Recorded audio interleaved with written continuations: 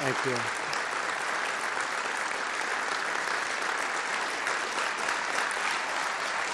Thank you very much.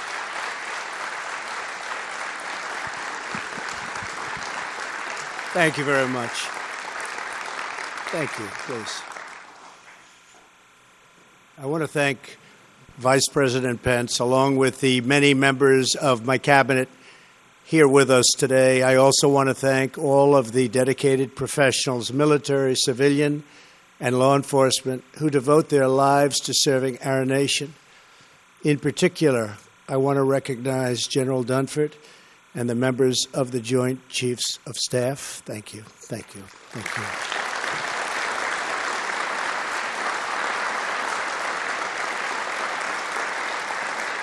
In addition, we are honored to be joined by House Majority Leader Kevin McCarthy, Homeland Security Chairman Mike McCall, and Senate Majority Whip John Cornyn. Thank you very much. Thank you for being here.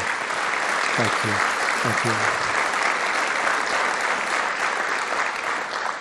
Let me begin by expressing our deepest sympathies and most heartfelt prayers for the victims of the train derailment in Washington State. We are closely monitoring the situation and coordinating with local authorities. It is all the more reason why we must start immediately fixing the infrastructure of the United States. We're here today to discuss matters of vital importance to us all: America's security, prosperity, and standing in the world. I want to talk about where we've been, where we are now, and finally, our strategy for where we are going in the years ahead. Over the past 11 months, I have traveled tens of thousands of miles to visit 13 countries. I have met with more than 100 world leaders. I have carried America's message to a grand hall in Saudi Arabia, a great square in Warsaw, to the General Assembly of the United Nations, and to the seat of democracy on the Korean Peninsula. Everywhere I traveled, it was my highest privilege and greatest honor to represent the American people. Throughout our history, the American people have always been the true source of American greatness. Our people have promoted our culture and promoted our values. Americans have fought and sacrificed on the battlefields all over the world. We have liberated captive nations, transformed former enemies into the best of friends, and lifted entire regions of the planet from poverty to prosperity. Because of our people, America has been among the greatest forces for peace and justice in the history of the world. The American people are generous. You are determined, you are brave, you are strong, and you are wise. When the American people speak, all of us should listen. And just over 1 year ago, you spoke loud and you spoke clear. On November 8th, 2016, you voted to make America great again.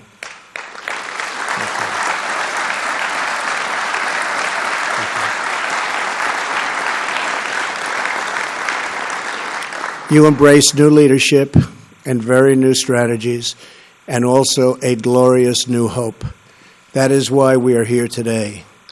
But to seize the opportunities of the future, we must first understand the failures of the past. For many years, our citizens watched as Washington politicians presided over one disappointment after another.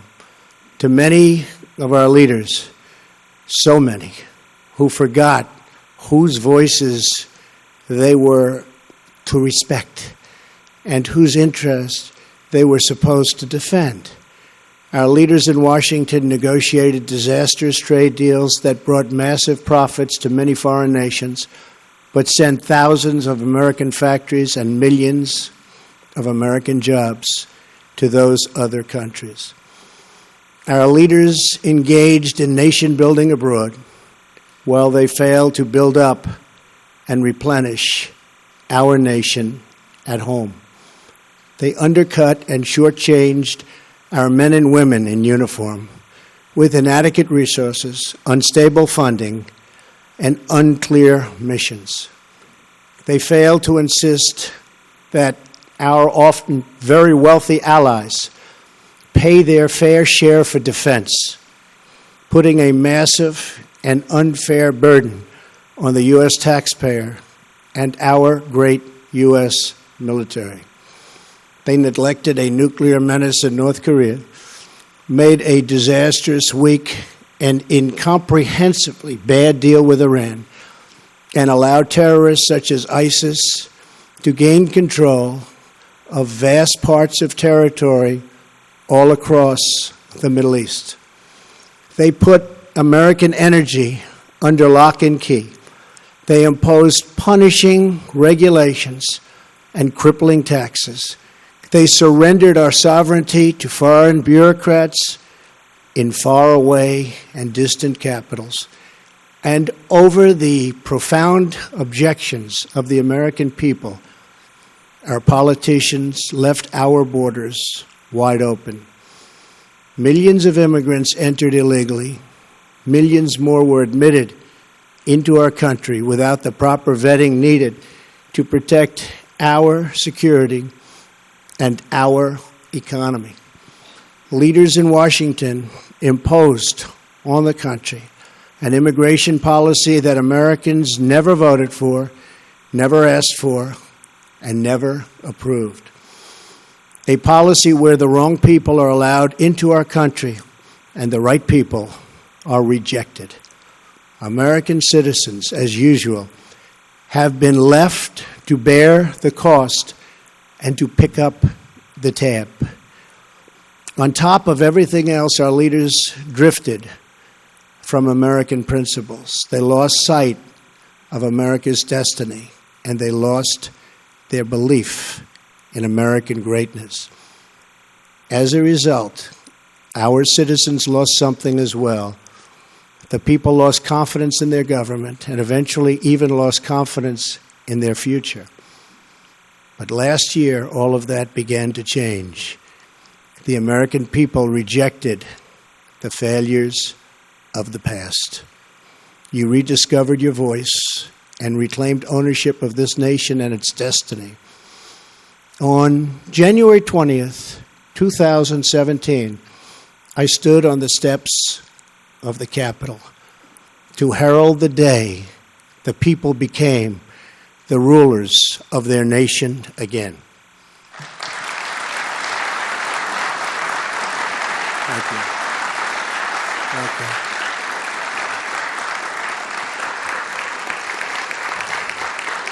Thank you. Now, less than 1 year later, I am proud to report that the entire world has heard the news and has already seen the signs. America is coming back, and America is coming back strong. Upon my inauguration, I announced that the United States would return to a simple principle. The first duty of our government is to serve its citizens, many of whom have been forgotten. But they are not forgotten anymore. With every decision and every action, we are now putting America first. We are rebuilding our nation, our confidence, and our standing in the world.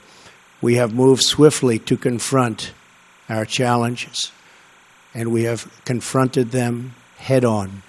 We are once again investing in our defense, almost $700 billion, a record this coming year. We are demanding extraordinary strength, which will hopefully lead to long and extraordinary peace. We are giving our courageous military men and women the support they need and so dearly deserve. We have withdrawn the United States from job-killing deals such as the Trans-Pacific Partnership and the very expensive and unfair Paris Climate Accord. And on our trip to Asia last month, I announced that we will no longer tolerate trading abuse. We have established strict new vetting procedures to keep terrorists out of the United States, and our vetting is getting tougher each month. To counter Iran and block its path to a nuclear weapon, I sanctioned the Islamic Revolutionary Guard Corps for its support of terrorism, and I declined to certify the Iran deal to Congress. Following my trip to the Middle East, the Gulf states and other Muslim-majority nations joined together to fight radical Islamist ideology and terrorist financing. We have dealt ISIS one devastating defeat after another. The coalition to defeat ISIS has now recaptured almost 100% of the land once held by these terrorists in Iraq and in Syria. Great job. Great job. Really good. Really good. Thank you. Thank you. We have a great military. We're now chasing them wherever they flee, and we will not let them into the United States. In Afghanistan, our troops are no longer undermined by artificial timelines, and we no longer tell our enemies of our plans. We are beginning to see results on the battlefield, and we have made clear to Pakistan that while we desire continued partnership, we must see decisive action against terrorist groups operating on their territory. And we make massive payments every year to Pakistan. They have to help. Our efforts to strengthen the NATO alliance set the stage for significant increases in member contributions, with tens of billions of dollars more pouring in, because I would not allow member states to be delinquent in the payment while we guarantee their safety and are willing to fight wars for them. We have made clear that countries that are immensely wealthy should reimburse the United States for the cost of defending them. This is a major departure from the past, but a fair and necessary one. Necessary for our country, necessary for our taxpayer, necessary for our own thought process.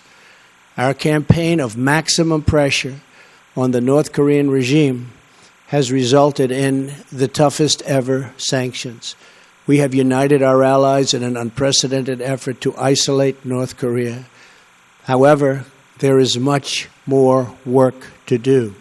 America and its allies will take all necessary steps to achieve a denuclearization and ensure that this regime cannot threaten the world.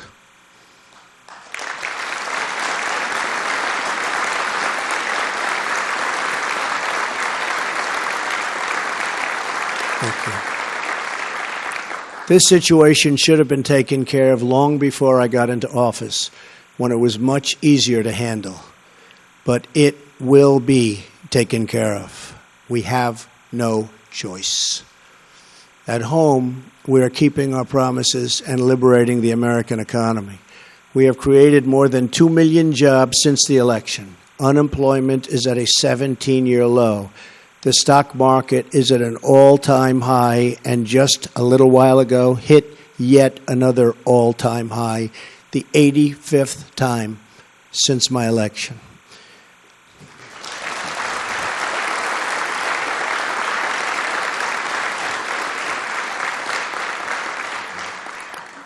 We have cut 22 regulations for every one new regulation, the most in the history of our country.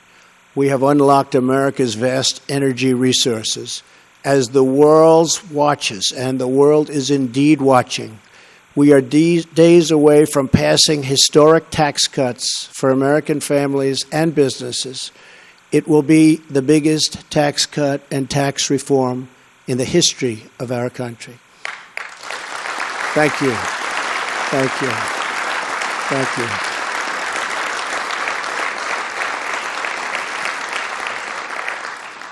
And we are seeing the response we fully expected.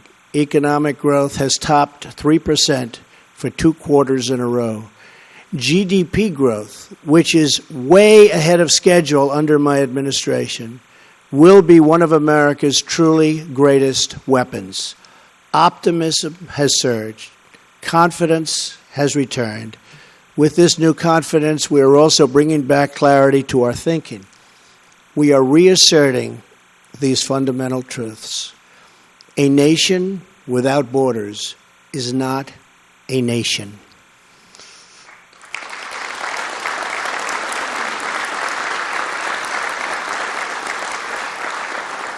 A nation that does not protect prosperity at home cannot protect its interests abroad.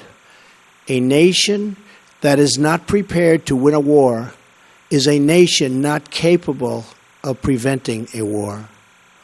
A nation that is not proud of its history cannot be confident in its future. And a nation that is not certain of its values cannot summon the will to defend them. Today, grounded in these truths, we are presenting to the world our new national security strategy. Based on my direction, this document has been in development for over a year. It has the endorsement of my entire cabinet. Our new strategy is based on a principled realism, guided by our vital national interests and rooted in our timeless values. This strategy recognizes that whether we like it or not, we are engaged in a new era of competition. We accept that vigorous military, economic, and political contests are now playing out all around the world. We face rogue regimes that threaten the United States and our allies.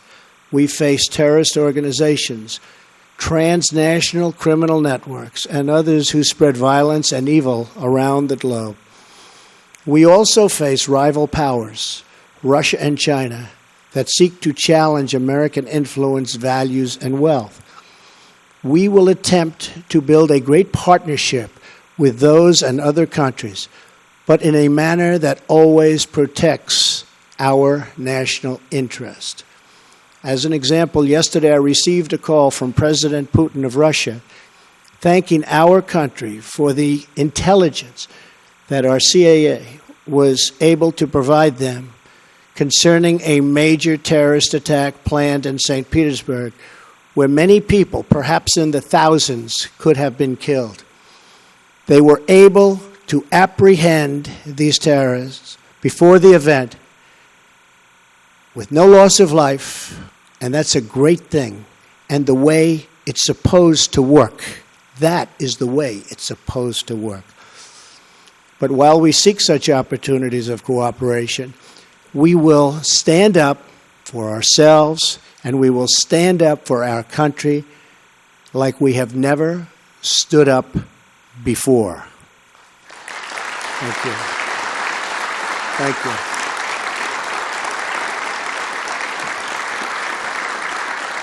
Thank you. We know that American success is not a foregone conclusion. It must be earned and it must be won. Our rivals are tough. They're tenacious and committed to the long term. But so are we. To succeed, we must integrate every dimension of our national strength, and we must compete with every instrument of our national power. Under the Trump administration, America is gaining wealth, leading to enhanced power faster than anyone thought, with $6 trillion more in the stock market alone since the election. $6 trillion. With the strategy I am announcing today, we are declaring that America is in the game and America is going to win. Our strategy, thank you.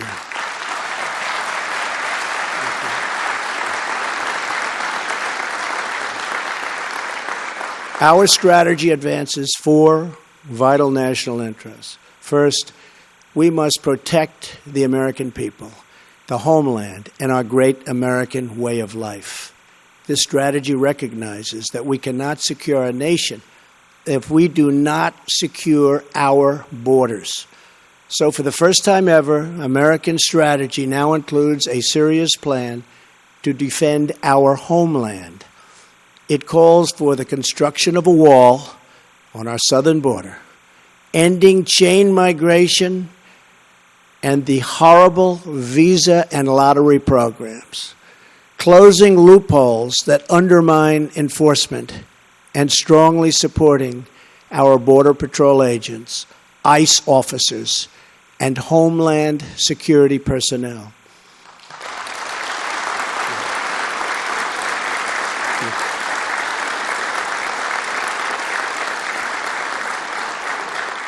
In addition, our strategy calls for us to confront, discredit, and defeat radical Islamic terrorism and ideology, and to prevent it from spreading into the United States.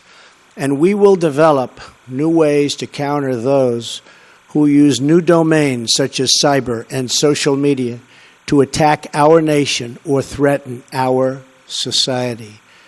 The second pillar of our strategy is to promote American prosperity.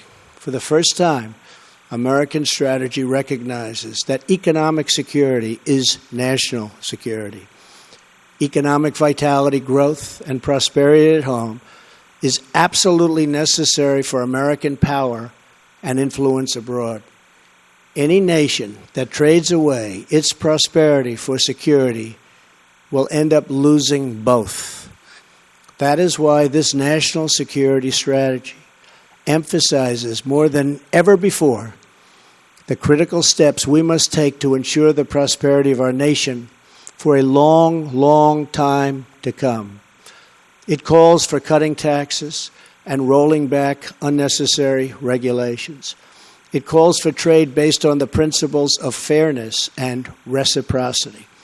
It calls for firm action against unfair trade practices and intellectual property theft. And it calls for new steps to protect our national security, industrial, and innovation base. The strategy proposes a complete rebuilding of American infrastructure, our roads, bridges, airports, waterways, and communications infrastructure. And it embraces a future of American energy dominance and self-sufficiency.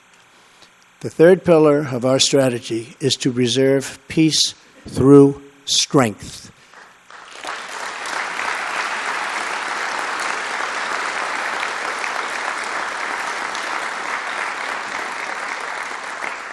We recognize that weakness is the surest path to conflict, and unrivaled power is the most certain means of defense.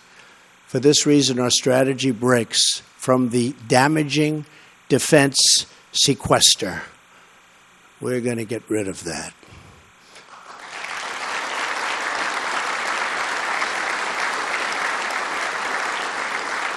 It calls for a total modernization of our military and reversing previous decisions to shrink our armed forces, even as threats to national security grew.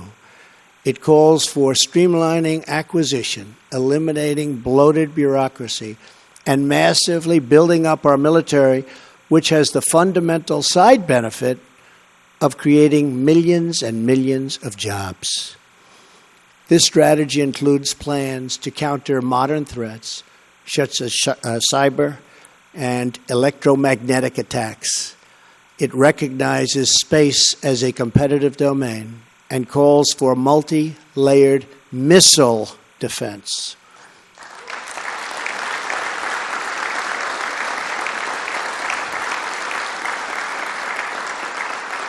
This strategy outlines important steps to address new forms of conflict, such as economic and political aggression.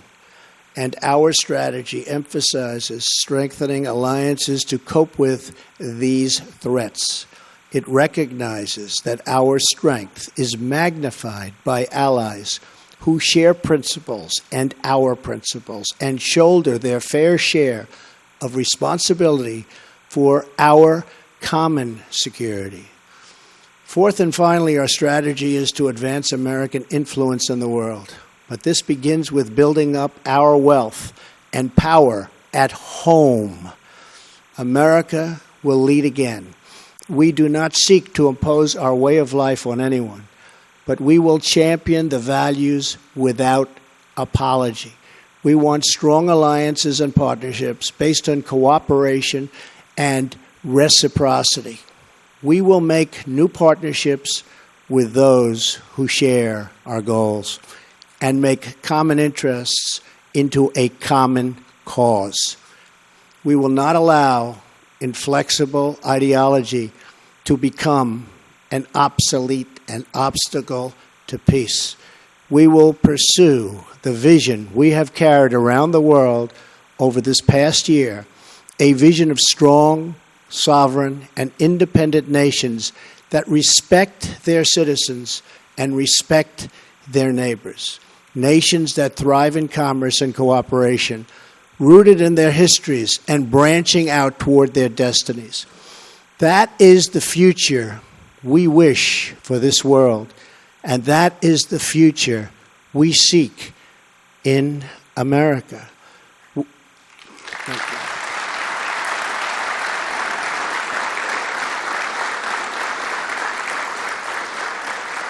With this strategy, we are calling for a great reawakening of America, a resurgence of confidence, and a rebirth of patriotism, prosperity, and pride. And we are returning to the wisdom of our founders. In America, the people govern, the people rule, and the people are sovereign. What we have built here in America is precious and unique. In all of history, never before has freedom reigned, the rule of law prevailed, and the people thrived as we have here for nearly 250 years. We must love and defend it. We must guard it with vigilance and spirit, and if necessary, like so many before us, with our very lives.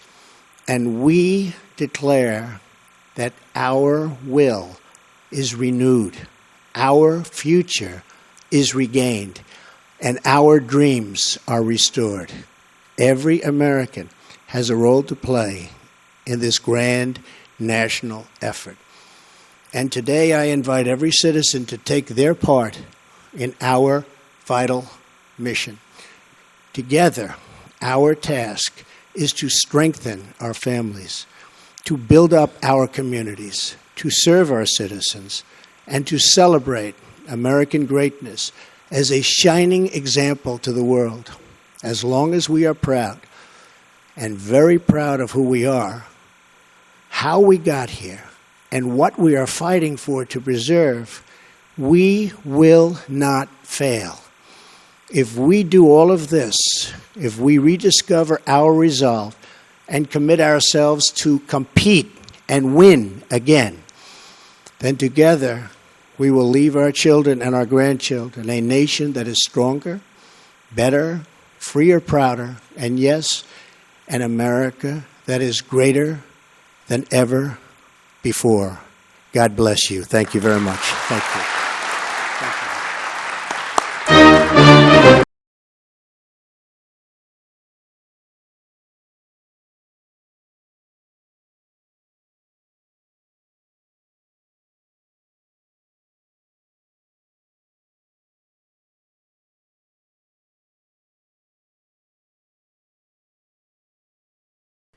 All right, folks, thank you very much for joining us and choosing us as your stream of choice. President Trump talking about the administration's national security strategy.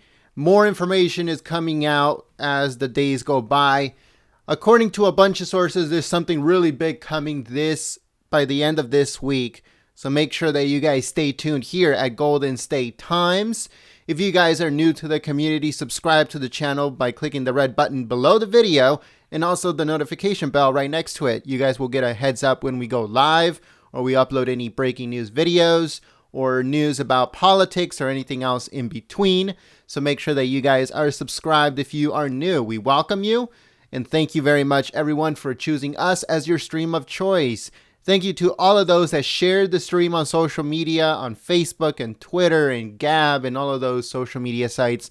You guys are amazing. You guys help out the channel immensely. So thank you so much for that. Also, thank you very much to all the moderators. I know it was difficult. I tried to slow it down a little bit using slow chat, but you guys did an amazing job. making sure that the chat stayed clean and enjoyable for everyone. So I thank you so much for all of your hard work. Also, thank you so much to our sponsors. As you guys can see, the names of them are at the bottom of the screen. You guys keep us uncensored. You guys keep us going. You guys help us stay here and make sure that we cover news about everything like ISIS and North Korea and stuff like that. So we stay a little bit less uncensored when we have sponsors. So if you would like to become a sponsor of Golden State Times, you can go to our website at goldenstatetimes.com. Again, that's goldenstatetimes.com. And you can become a sponsor of $1, $4.99 a month, or $9.99 a month. It's up to you how much you would like to contribute. If you would like to make just a one-time contribution, the link is in the description below. Thank you so much to everyone that helps out. Thank you so much to everyone that shares the stream. And I'll be uploading a whole bunch of news videos today and also a bunch of articles on our website. Again, that's goldenstatetimes.com. So make sure that you guys stay tuned and you guys check it out. So yeah, folks, last thing that I wanted to say before I sign off is if you would like to sign up to our newsletter, it's free. It'll go straight to your inbox every single day.